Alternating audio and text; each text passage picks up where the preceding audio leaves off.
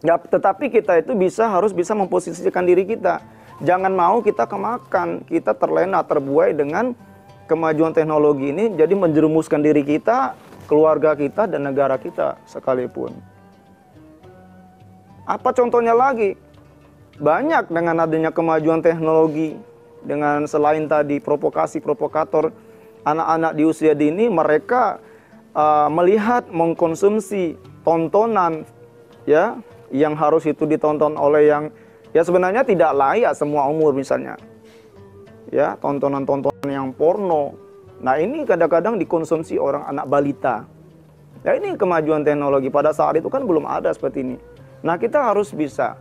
Jadi Islam itu bukannya kita tidak menerima informasi, tapi kita harus bisa dengan bijak memposisikan diri kita, menerima kemajuan teknologi ini. Kita bisa bawa diri toh, bisa memposisikan diri kita agar tidak terjerumus ke dalam dunia yang kemaksiatan intinya. Dengan adanya kemajuan teknologi, dengan semangatnya semua ditelan mentah-mentah. Ini, jadi kita tidak bisa bijak seperti Rasulullah, Nabi besar Muhammad SAW.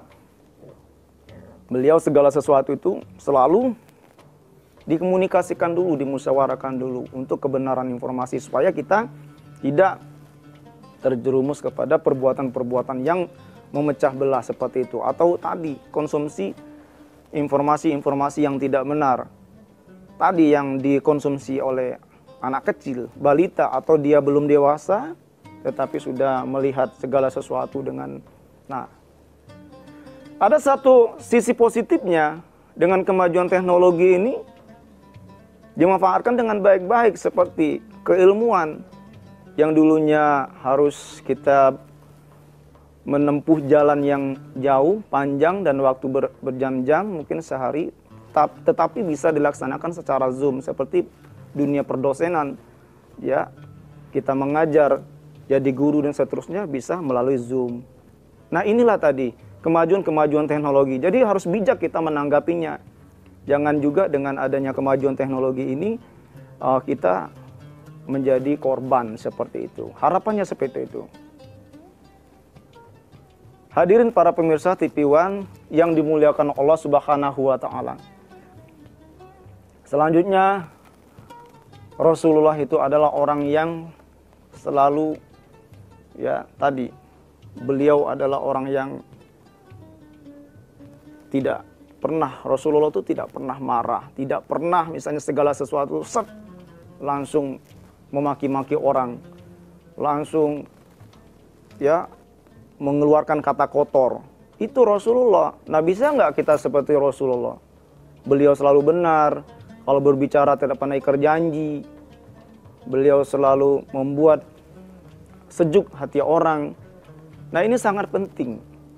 Rasulullah itu tidak pernah beliau, ya,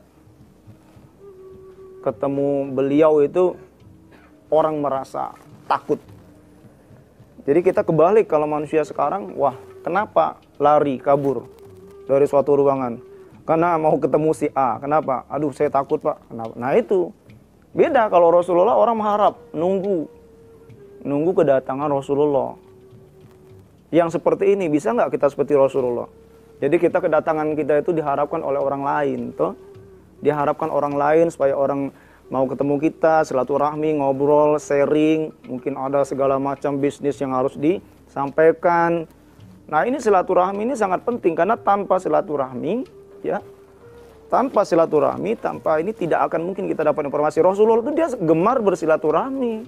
Rasulullah itu gemar bersilaturahmi, tidak memilih sama orang kaya, orang miskin, budaya apa, suku apa, agama apapun. Rasulullah itu orangnya gemar bersilaturahmi. Kalau kita bisa seperti Rasulullah ini, giat bersilaturahmi, kedatangannya menjadi impian setiap orang, tidak menakutkan, ya, tidak menyeramkan. Nah, ini kita akan menjadi impian. Seandainya kita menjadi pimpinan, menjadi ahli dakwah segala macam itu, insya Allah kita akan menjadi orang-orang yang ditunggukan kedatangannya. Dimanapun kita berada, dimanapun kita akan memberikan ilmu. Termasuk juga ilmu perdosenan, kalau mengajar, kalau misalnya kita ditakuti, mana mau mahasiswa belajar sama kita. Kita harus bisa mengambil hati, harus bisa memposisikan diri kita sebagai baik itu ya keilmuan atau menyampaikan ayat segala macam, itu kita harus bijak.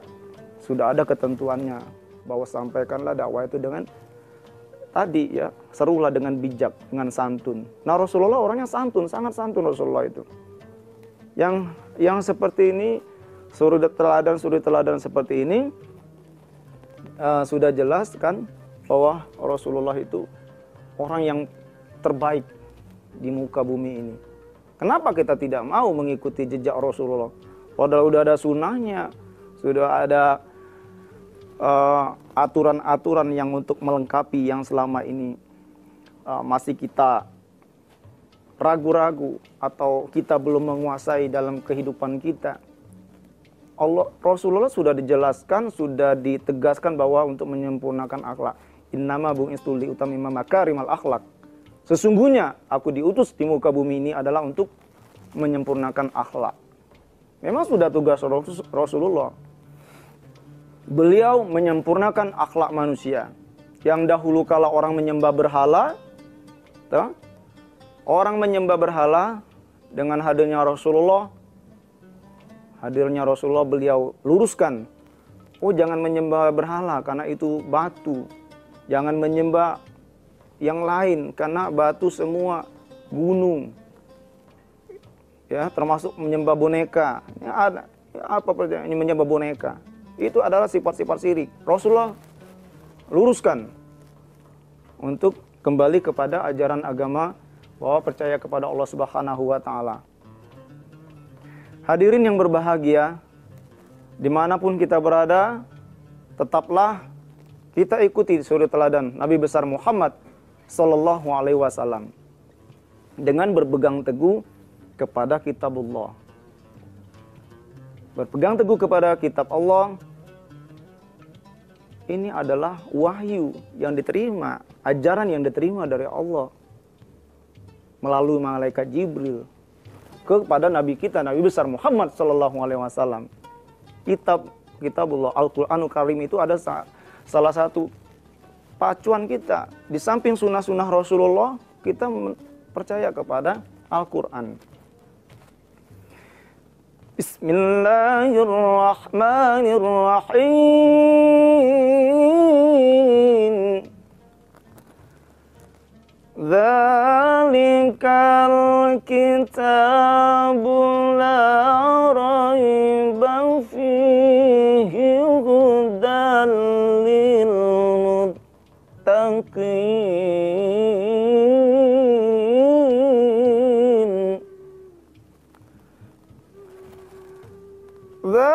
Dzalikal kitabu la raiba fihi hudan lil muttaqin.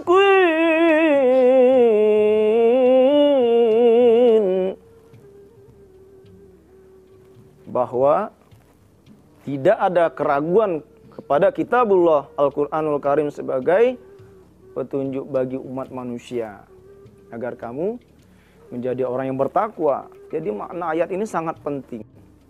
Karena kita jangan ragu-ragu. Kenapa kita harus tidak percaya kepada Al-Quran? Karena Rasulullah itu sangat beriman kepada Al-Quran.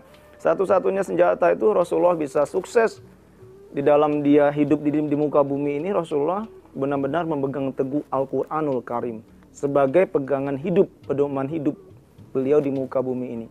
Sehingga adanya kita, agama Islam yang kafah di muka bumi ini, beliau berpegang teguh pada salah satunya itu adalah kitab Allah, Al-Quranul Karim.